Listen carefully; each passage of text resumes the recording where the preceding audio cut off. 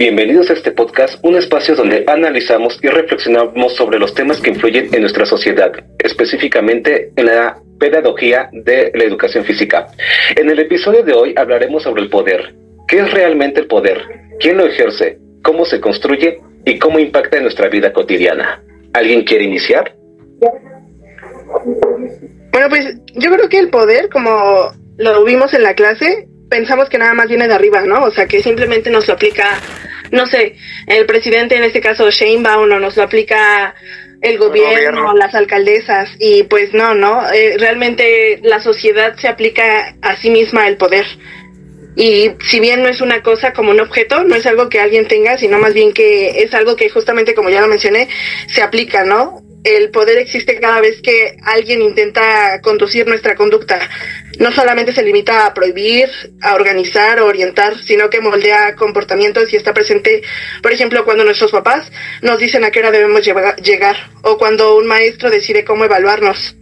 Y entonces es cuando el poder no solo se ve como algo, sino que más bien circula y está presente en todo lo cotidiano, en las relaciones.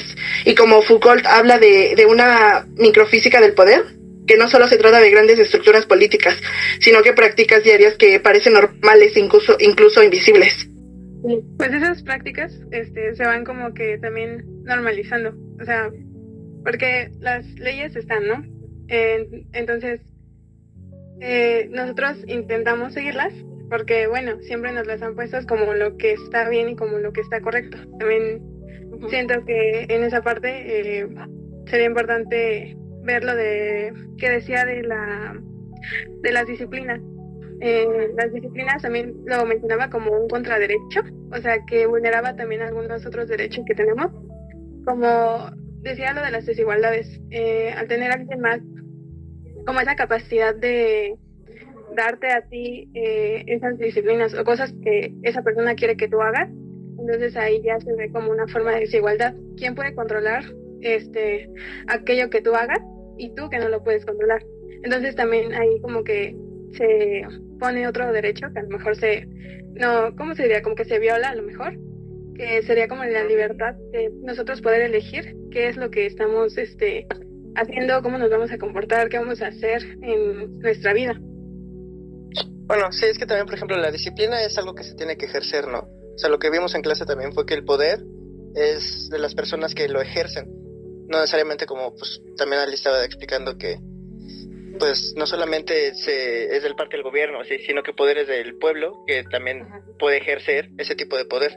Otra de las cosas que, bueno, yo investigué más o menos de la lectura, fue como el contraste que tenía el panoptismo para lo que era vigilar y, pues, castigar, ¿no? Por ejemplo, pues está el modelo de la lepra, que esa prácticamente es la exclusión, ¿no? ¿Y qué pasaba en la lepra? Pues en la Edad Media, cuando alguien tenía lepra, pues ¿qué hacían, no? Pues se les expulsaba de las ciudades, o sea, se les aislaba completamente. También se puede decir que pues decían que eran como gente impura, ¿no? O sea, prácticamente los borraban como que de la sociedad y totalmente los alejaban. Entonces, pues bueno, fue una separación total y como no hay una vigilancia detallada de ese tipo de personas, pues existe una expulsión, a diferencia de lo que estamos viendo que es el modelo que sería de la peste, ¿no? Que el modelo de la peste es la disciplina. Que bueno, pues cuando alguien tenía peste en las ciudades, pues existía un reglamento que era lo que decía Donae de lo de la disciplina, que se tenía que seguir. Entonces también era un reglamento que pues se les imponía el no salir, dividiendo a la ciudad en diferentes sectores para que no escaparan y no enfermaran a más personas. También, por ejemplo, se les registraba a cada persona para saber si estaban enfermas o no. Se les inspeccionaba incluso diariamente y también pues los tenían controlados en su casa, no los dejaban salir. Y pues así los doctores que iban prácticamente les anotaban lo que eran sus enfermedades, la cantidad de gente que moría. O sea, prácticamente los tenían muy vigilados, ¿no? Entonces pues los clasificaban, los vigilaban y pues los distribuían en diferentes sectores, lo que pues prácticamente lo hacía como anormal, por decirlo así. Entonces, pues bueno, pasándolo un poquito a lo que es la educación física, pues sería así como de que, oye, pues tú no participas, ¿no? Pues vete a la banca, ¿no? Y pues prácticamente ahí se crea una exclusión, si fuera lo de lepra, ¿no? O sea, como si un niño tuviera lepra, por decirlo así. O decirles cosas como, tú no sirves para esto, o no sé, ¿no? Que tienen lesiones y pues los haces alejarse para que pues no invadan con lo que están haciendo los demás niños en la clase. A diferencia de lo que pues es lo que estamos intentando ver, de que pues todos participan, pero pues pues, están siendo observados a final de cuentas, ¿no? Y hablando de eso mismo que dijiste, no es solo una exclusión, sino también hay una individualización, como de, ay, ok, yo estoy lesionado, o a mí no me sale esto, ay, ya, a mí no me salió, o ay, a mí sí me sale, soy bien chido en esto y me meten a todo, y hay una división muy, muy marcada en los mismos niños.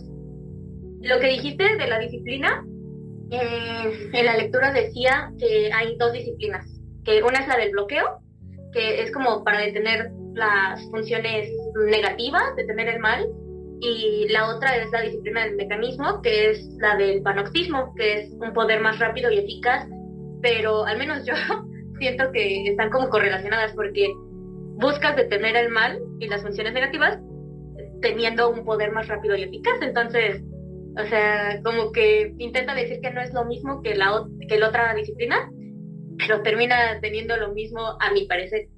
Y lo que dijo, creo que fue Danita, del poder, está en todo, o sea, y también está, Ali lo dijo, está en todo, lo vemos en la vida cotidiana, en todo momento, incluso inconsciente o conscientemente lo llegamos a ver, y ya se volvió algo muy generalizado. Es que el poder sirve para ejercer orden, en cierto punto.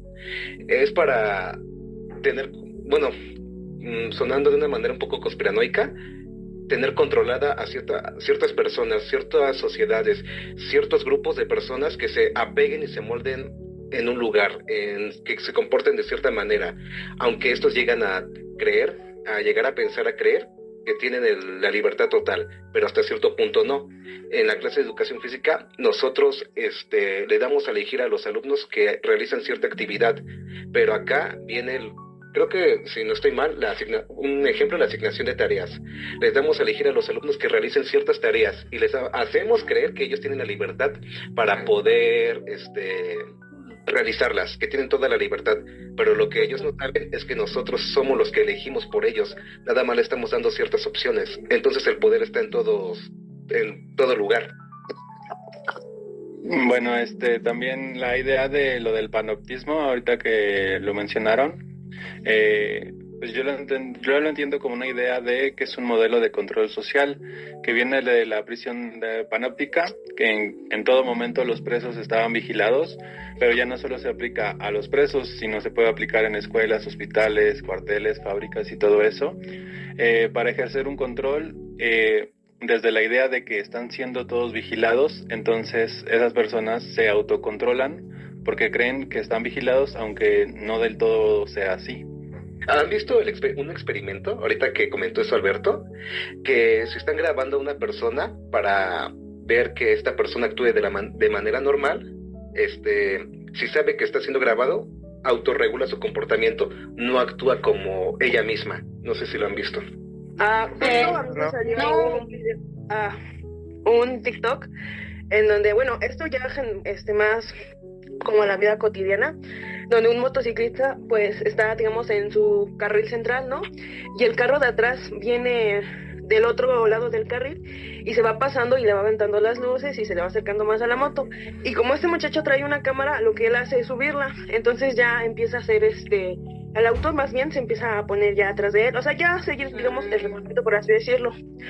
Y ya no, digamos, deja de actuar de la manera que está actuando, ¿no? O sea, siendo grosero, no respetando su espacio del carril, y como dices tú, ¿no? Al ser observado o saber que lo pueden exponer a cierto tipo de personas, pues dice como que no, ¿sabes qué? Yo no quiero ser quemado o lo que sea, ¿no? Entonces, por eso, pues sí, no es yo no he visto ese video, pero sí encuentro similitud con lo que estás diciendo y con lo que yo vi.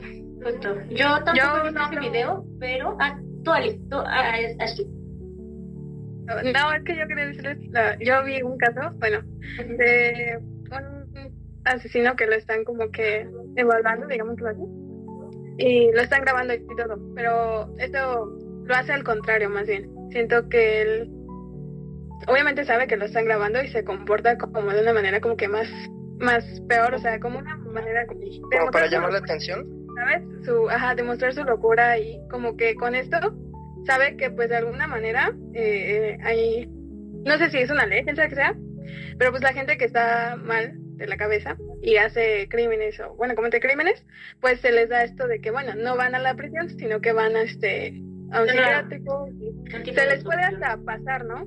Pero Sí, bueno, o sea, por ejemplo, hablando Ok. también de esto, o sea, estamos hablando del panóptico, ¿no? Que es esta cuestión de que te vigilan los demás y por ende ya te sientes como que en la necesidad de querer comportarte normal, ¿no? Porque justamente siento que se conecta con la culpa de que cuando el control es externo puedes rebelarte, pero cuando el control se vuelve interno, ya tú mismo te corriges, ¿no? Entonces volvemos a esto, por ejemplo, lo que dijo Dana del psiquiátrico y eso, que no creen que también la cárcel tiene como que algo que ver con la culpa. O sea, es un sistema de poder que a mi pensamiento es algo muy tonto, porque en vez de que los ayuden, o sea, por ejemplo, mataste a alguien, ¿no? Que se supone que es algo que es anormal, ¿no? No entra en la norma. Entonces, por ende, estás mal. Pero en vez de que te hagan ver por qué estás mal y te ayuden a corregir esa conducta o el porqué de tus pensamientos, simplemente te aíslan, ¿no? Al igual que en un psiquiátrico. O sea, muchas veces en vez de que los ayuden a ver su condición o su enfermedad de manera no negativa, simplemente que la tienes y puedes trabajar con ella, los hace sentir más culpables, ¿no? O sea, tú estás loco, tú estás mal, tú eres un asesino, y en vez de que los ayuden a mejorar, simplemente los empeoran, y siento que es lo que pasa en la clase de educación física también, ¿no? Justamente cuando un alumno no cumple con lo que tú querías, por ejemplo, el correr rápido, entonces ya eres un lento, eres un mediocre, no lo haces bien, y en vez de que etiquetemos a los niños así, los ayudemos a mejorar y digamos, a ver, ¿por qué no corre bien? Ah, creo que no corres bien porque no respiras bien, entonces te voy a ayudar a hacer ejercicios a la hora de caminar para que empieces a normalizarlo. Entonces, siento que desde esa perspectiva como que también influye mucho en la educación física todo este sistema de poder, panóptico, vigilancia, culpa, no sé qué opinen ustedes. Yo digo que la prisión sí genera como ese otro espacio de poder, que de todos modos ese espacio como que de poder, siento que al final todo mundo, o sea, por ejemplo en el caso que yo les di, o sea, ellos saben bien que en la prisión es pues puro castigo, que es algo que mencionaba también Dura, que hablaba del castigo y que, bueno, a base de la vigilancia y eso se daba el castigo, pero pues era algo que todavía no veían. Pero siento que sí, esta parte sigue siendo como que un castigo a pesar de ser algo que no se vea, lo de vigilarte y así. De hecho, pues sí hay castigos en las mismas clases, o sea, te comportas porque sabes que te pueden castigar, pero hay niños que, o sea, por la misma observación de, ay, a mi amigo lo acaban de castigar, no, pues ya me tengo que comportar. Y creo que es una manera en la que nosotros mismos como maestros, o al menos yo he llegado a ocupar de, ay, este grupito se está portando mal y él se está portando más mal, ven, siéntate 10 minutitos en lo que te tranquilizas, te regulas. Ajá, eso. Entonces, sigue, Miguel. Ay, perdón, te interrumpí. Pero Sigue, sí, sigue, no te preocupes. esas acciones de como reprimir las conductas de los alumnos llega a funcionar siempre y cuando se ejecuten de una manera correcta. En las prácticas pasadas, en secundaria, me tocó con esta Andrea, nuestra compañera Andrea, y le tocó un grupo muy desastroso. Entonces lo que ella hizo fue reunir al grupo al final de la clase, decirles que se estaban comportando de una mala manera y los castigó de no darles la siguiente clase de educación física en el patio, sino sería en el salón. Pero la cosa acá que ella remarcó en varias ocasiones y les preguntó a los alumnos por qué creen que están en el salón de clases, por qué tomarán ahí la clase de educación física. Entonces lo que yo pienso es que este tipo de conductas se puede llevar a cabo siempre y cuando se les diga a los alumnos el por qué están siendo castigados, cuáles fueron las acciones inadecuadas, peligrosas, para que esas acciones pues se lleven a cabo. Justo, yo esto que les digo, bueno, perdón, esto que les digo que hago, yo lo hice con los niños chiquitos porque pues, por mucho que les explicaba, no me hacían caso. Y con los niños grandes tomé 10 minutitos del final de una sesión para explicarles el por qué les estaba quitando esos 10 minutos de sesión. Y ya, clases siguientes, no, ningún problema. Ahora sí, Ali. Bueno, es que yo iba a decir que es que siento que también es de dónde lo vemos, ¿no? O sea, por ejemplo, es un castigo, porque siento que más que un castigo debería ser una consecuencia por sus actos, ¿sabes? Porque no es lo mismo un castigo que es con la intención de disciplinar, sí, una conducta, como dice Miguel, considerada incorrecta, pero es que nos metemos en lo mismo, ¿no? Que es incorrecto, ¿no? O sea, ¿qué hicieron los niños para que creyeran necesario darles un castigo en vez de una consecuencia, ¿no? Que es un resultado de una acción. Entonces, pues es que también formar esa autonomía, o sea, que hacerlos cargo de sus decisiones, de cómo se vayan desempeñando y de acuerdo a su desempeño, como cuáles son sus consecuencias, como dices tú, Ale. Entonces yo digo que también estoy de acuerdo con el Miguel, que decía que, bueno, si lo aplicas de una manera correcta, porque siempre va a estar, o sea, el poder de alguna manera siempre lo va a tener alguien. En este caso, pues, obviamente nosotros lo tenemos y los alumnos no, pero pues hacerlo de una manera que sea más igualitaria y también hacerles ver que no pasan las cosas nada más porque sí, sino que es aclararles por qué esas cosas pasan desde un inicio y no simplemente pasaron y ya listo, te pongo un castigo. Creo que no necesariamente, como dicen, hay que hablar de un castigo, pero por ejemplo sí podemos tal vez relatarlo como que pues no podemos hacer realmente, bueno, viéndolo yo así, no podemos hacer un cambio total, porque no podemos controlar lo que pues justamente más bien tenemos que evitar ese tipo de cosas, aunque les queramos dar esa libertad, por decirlo así, de elección, pues es algo difícil. Depende mucho de cada quien y depende mucho del tipo de personas con las que hayan sido enseñadas, pues parte de sus padres o familia o incluso de su círculo social, ¿no? Además del nivel en el que corresponde, porque pues mientras más pequeños pues es más fácil como darles esa experiencia. Pero por ejemplo también, bueno, hablando de lo de los videos, yo también vi un video en donde justamente ponían a diferentes personas, en donde los metían en un cuarto, y en ese cuarto les ponían una pantalla, un color, por decirlo así, le vamos a enseñar un color, 3 segundos, ¿no? Y salía punto el color rojo, pero todos estaban coludidos y nada más había una persona, digamos, normal, que no estaba parte de la actividad. Entonces cuando llegaba la persona a preguntarles qué color era, todas las personas dijeron que era amarillo, y esa persona tenía la elección de decir si vio rojo o decir como todos los demás amarillo, y la mayoría de personas terminaban decidiendo por lo que decían las demás personas, aunque ellos tuvieran su propia elección y aunque supieran que es rojo, no querían ir en contra de todo ese tipo de personas. Entonces no quería quedar como diferente y quería ser incluido, pues. Entonces pues también es un poquito difícil, porque pues no, es lo que no podemos hacer un cambio total, pero podemos intentarlo con cierto tipo de personas y pues que se vaya propagando como que ese tipo de enseñanza que nosotros podemos dar, por ejemplo. Pero es lo que nosotros hacemos en nuestra profesión. O sea, sabemos al final de cuentas que no vamos a cambiar la vida de todos los alumnos por un periodo de tiempo, pero al menos uno sí va a generar un cambio en la sociedad, y es por lo cual, en teoría, estamos siendo formados como docentes para formar ciudadanos a que contribuyan a la sociedad. Pues sí, pero volvemos a lo mismo, sigue siendo, bueno, más bien como que sigue siendo el tratar de controlar el comportamiento de las personas, porque aunque sea de buena manera o que tú lo quieras guiar por el buen camino, sigues ejerciendo ese poder y el control que queremos tener sobre esas personas, para bien o para mal, sigue siendo pues sí, el hipnotismo como tal, a su esplendor, por así decirlo.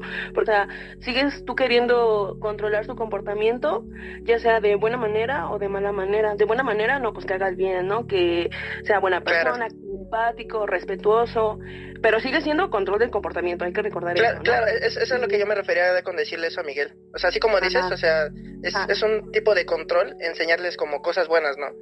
O sea, enseñarles ese tipo de libertad, y es que eso es a lo que me refiero con no crear un totalitarismo, porque pues con el ejemplo que yo puse, lo de los colores, es que esas personas pues pueden elegir decir un color o no, como poder elegir sus acciones, pero pues depende de eso, o sea, enseñarles ese tipo de libertad, pero no darles como que ese tipo de opción de respuesta, como dicen, así como lo que habían dicho de las actividades, que ellos tenían como que la libertad, entre comillas, pero tenían que seguir como que algo que ya tenemos establecido o previsto nosotros, por decirlo así, ¿no? Bueno, supongo que a eso te refieres, Sam. Bueno, yo siento que es difícil porque, pues, o sea, como lo dije, el poder es quien lo ejerce, y poder es quien quieres, pues no sobajar como tal, pero sí quiere tener un control sobre otro tipo de personas, un tipo de posesión, algo que no le corresponde porque se supone que pues cada persona es independiente, pero al hacer eso estás ejerciendo un poder, o como habían dicho, una disciplina, que es pues un poco de difícil, porque pues, aunque nuestras actividades están centradas justamente en enseñarles la libertad, aún así tenemos que disciplinarlos de cierta manera, ya sea en ejercicios, en enseñanzas sociales, o sea, seguimos, aunque sean buenos tipos de conducta, seguimos como controlando ese tipo de aspectos. Yo creo que se pueden dar esos tipos de disciplinas que se van a ejercer hacia alguien, pero obviamente también como que irles también aclarando eso de que no como siempre dicen, no se tienen que casar con ideas de los demás, sino que tener esa libertad de elegir si eso es bueno para ellos y para sus vidas, o si no lo es. Que justo, perdón, pero sí, es lo que iba a decir yo, que pues ya todos entendimos que el poder está, ¿no? En todos lados, que no nada más es alguien que nos da el poder o que tenemos el poder como algo que se guarda en el bolsillo. Y que también el poder no solamente aparece cuando alguien manda, sino que cuando alguien se opone. Si nadie se opusiera a nada, pues no se notaría ese poder. Pero en el momento en el que alguien cuestiona o piensa distinto a, la relación se activa. Y entonces, poder influye cuando uno resiste, y eso ya es poder de movimiento. Y también acordamos que pues el poder, siento yo, que no es algo malo, ¿no? Sino el problema no es que exista, sino el cómo se ejerce. Porque se puede usar el poder para aplastar, o se puede usar el poder para dialogar, o para regular convivencias, ¿no? El poder siempre va a estar porque vivimos en una sociedad y siempre va a haber normas, acuerdos, jerarquías, roles. Lo que cambia todo es la intención y la forma en la que el poder se vuelve, ¿no? Cuando se vuelve de dominación, cuando se elimina la posibilidad de respuesta. Pero el poder también puede generar autonomía cuando se vuelve una guía, o si se vuelve violencia cuando niega la humanidad, y entonces irse en contra no es automáticamente rebelarte ni desobedecer irresponsablemente, sino que es el punto donde se vuelve esta dinámica real entre la sociedad. Justamente el poder no siempre es usado para oprimir, también se puede usar para, como dice Chuli, para pues organizar mejor, proteger y construir desde esa guía. El verdadero desafío de poder o del poder que tenemos es no es eliminarlo como tal, sino ejercerlo de una forma consciente, justa y sobre todo, como dice Shule, de una forma más humana.